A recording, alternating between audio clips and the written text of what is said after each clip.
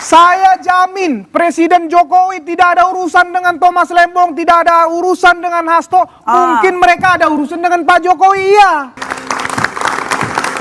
Halo, selamat malam saudara. Keputusan Presiden Prabowo Subianto memberi amnesti dan abolisi terhadap sejumlah lawan politik dan penghina mantan Presiden Jokowi bergulir menjadi bola liar di ranah politik. Di ranah hukum timbul pro dan kontra. Apakah amnesti tepat diberikan untuk kasus yang berlatar politik dan kasus yang dakwaannya korupsi? Sementara di ranah politik, pemberian ampunan kepada lawan Jokowi menyulut spekulasi mengenai retaknya hubungan Prabowo dan Jokowi yang dikenal sebagai sekutu dekat di Pilpres 2024. Muncul pertanyaan besar, apakah pemberian amnesti dan abolisi itu manuver konsolidasi politik Prabowo untuk keluar dari bayang-bayang Jokowi? Untuk membahasnya, sudah hadir sejumlah narasumber di studio Kompas TV. Ada Lely Aryani, pakar komunikasi politik. Selamat malam, Bu. Yaya Salifah, sahabat Tom Lembong. Selamat malam. Resmond Syanipar, penuding ijazah palsu Jokowi. Freddy Damanik, wakil ketua umum Projo. Norman Hadinegoro, ketum Pernusa. Hendarsa Marantoko, politisi Partai Gerindra. Selain para narasumber, di studio juga hadir kehadiran teman-teman mahasiswa.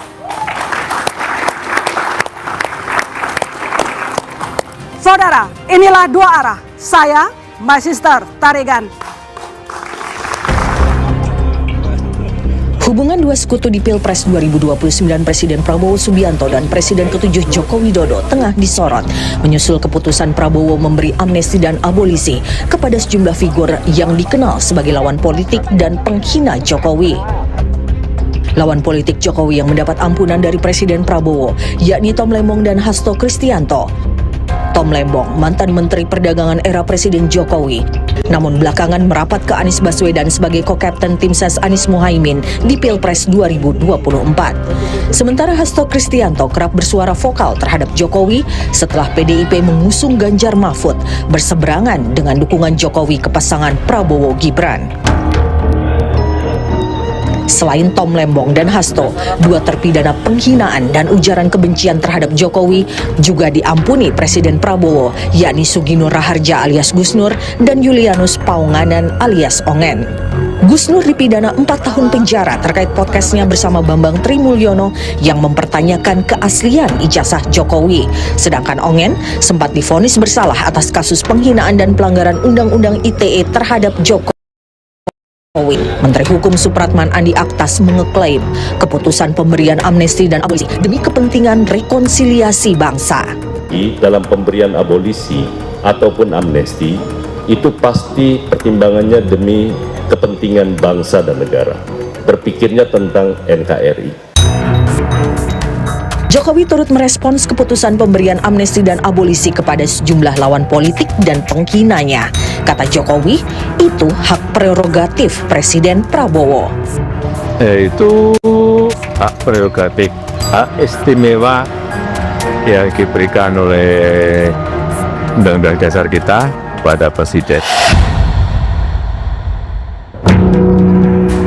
Pengamat politik Yunarto Wijaya menilai dengan pemberian pengampunan kepada sejumlah lawan Jokowi, Presiden Prabowo ingin menunjukkan keluar dari bayang-bayang Jokowi.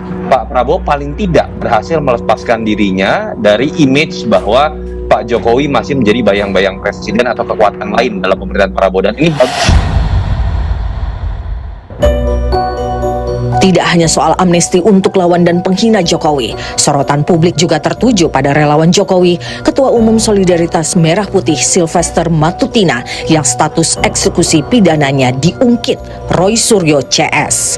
Di program Dua Arah sebelumnya, Sylvester terlibat perdebatan sengit dengan penuding ijazah palsu Jokowi, Roy Suryo. Menurut Roy, Sylvester belum dieksekusi atas vonis 1,5 tahun penjara dalam kasus fitnah terhadap mantan Wakil Presiden Yusuf Kala. Seharusnya saya dilarang untuk tampil malam hari ini oleh tim kuasa hukum saya, karena tidak pantas tampil dengan orang yang terpidana belum menjalani eksekusi. Jadi ini mumpung saya ada sudah waktunya. menjalani proses yang Anda tidak perlu tahu. Hubungan Jokowi dan Prabowo juga terus disorot setelah dua menteri era Jokowi tengah berurusan dengan KPK. Yang terbaru, mantan Menteri Agama Yakut Khalil Qaumas memberi keterangan kepada KPK terkait penyelidikan dugaan korupsi kuota haji 2024. Sebelumnya, mantan Menteri Pendidikan, Kebudayaan, Riset dan Teknologi Nadiem Makarim lebih dulu dimintai keterangan terkait penyelidikan pengadaan Google Cloud di kementeriannya.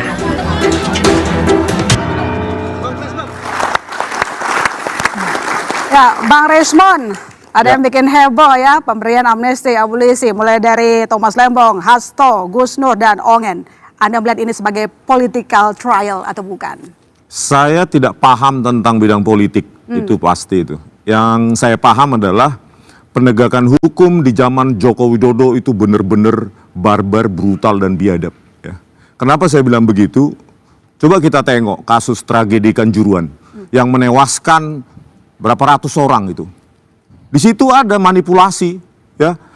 Berapa durasi itu? 2 jam lebih itu durasi video CCTV di parkir di gate sekian itu hilang.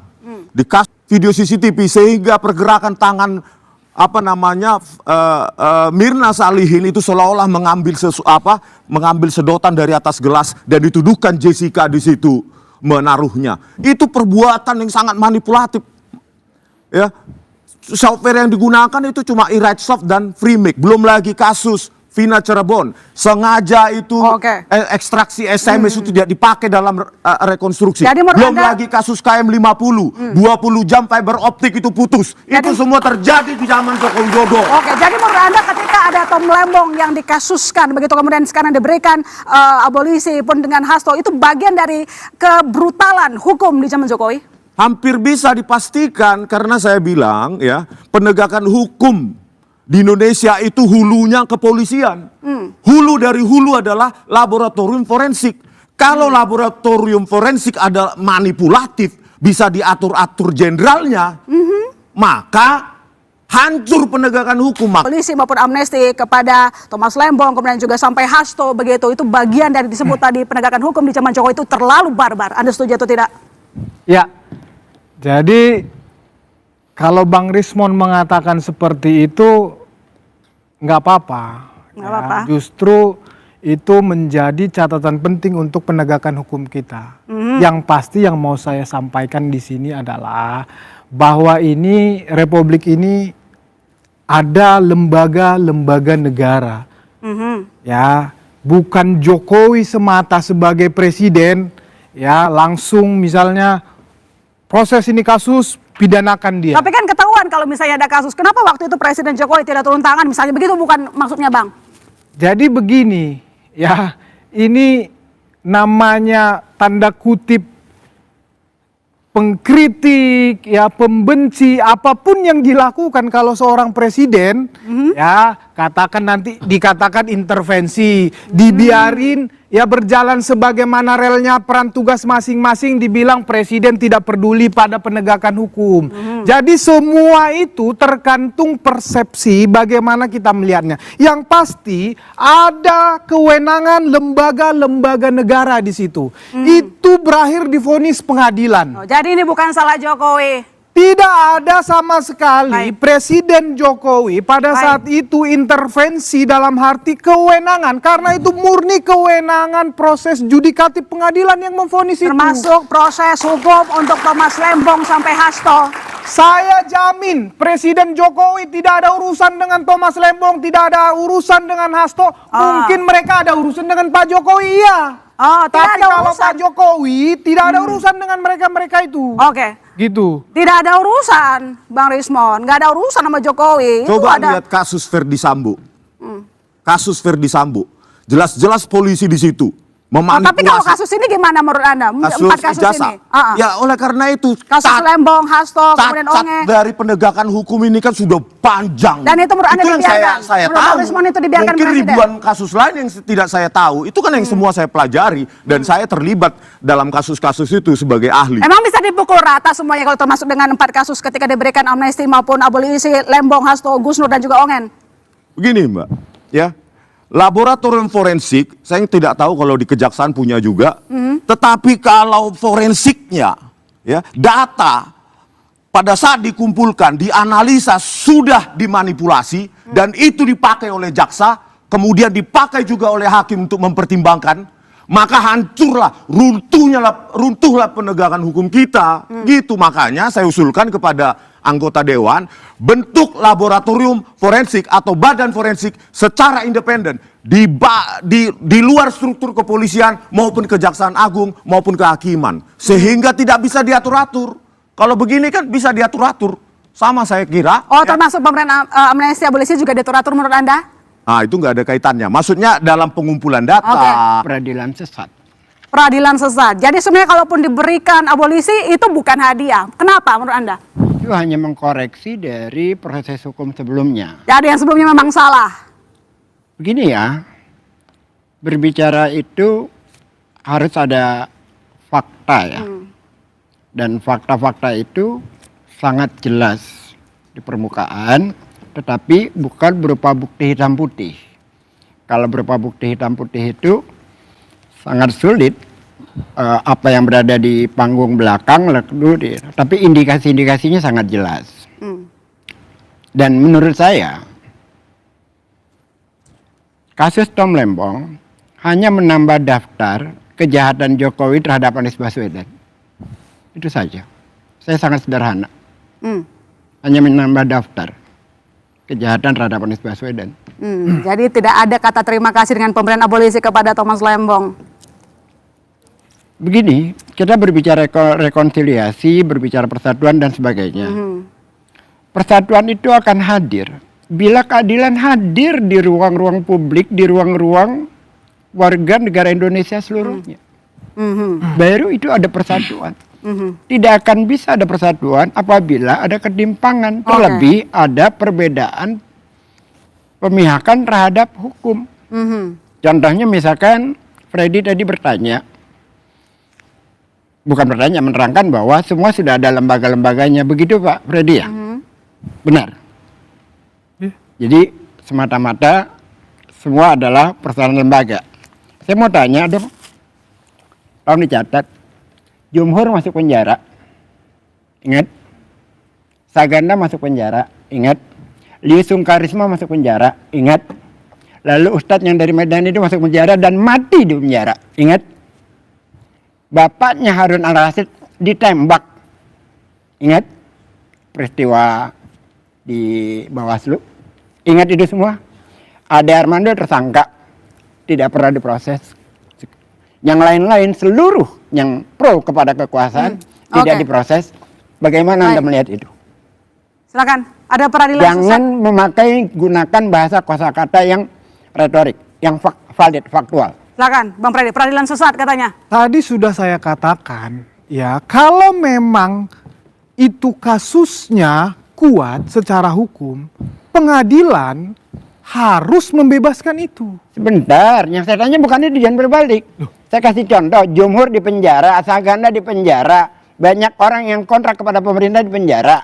Orang yang pro kepada Jokowi tidak pernah diproses kasusnya. Coba sebutkan satu-satu, sebutkan. Ade Armando, teman Anda belakangan ini Kasusnya bahkan apa? sudah Coba kasusnya apa? penghinaan agama. Sudah tersangkakan di SP3, SP3-nya itu diperadilankan dan peradilankan membatalkan SP3-nya. Itu perintah Jokowi kah? Sekarang saya Itu perintah katakan, Jokowi kah? Saya sudah jelasin tadi, ada lembaganya, itu putusan pengadilan. Come on, kita ini sudah dikasih kewenangan, dikasih hak untuk membela diri. Saya tanggapin, Ongen. pertanyaan Anda ini menunjukkan bahwa Anda ngerti nggak yang saya tanya? Ngerti saya. Apa? Anda mau mengatakan Apa bahwa yang semua ini apa yang Anda pahami? adalah Jokowi yang atur. Apa yang Anda pahami? Terlalu simpel Anda mau menyampaikan seperti itu. Saya bicara fakta. Persoalan sepanjang tahun terjadi adalah orang-orang yang kontra atau oposisi dipenjarakan. Tetapi yang mereka yang pro bahkan sudah Makanya saya tersangka. sebut satu-satu. Udah saya sebut. Ade Armando, Anda yang mengatakan diperadilkan kalah. So, Iya. itu lembaga peradilan, Pak. Iya memang kalah. So, apakah itu perintah Jokowi?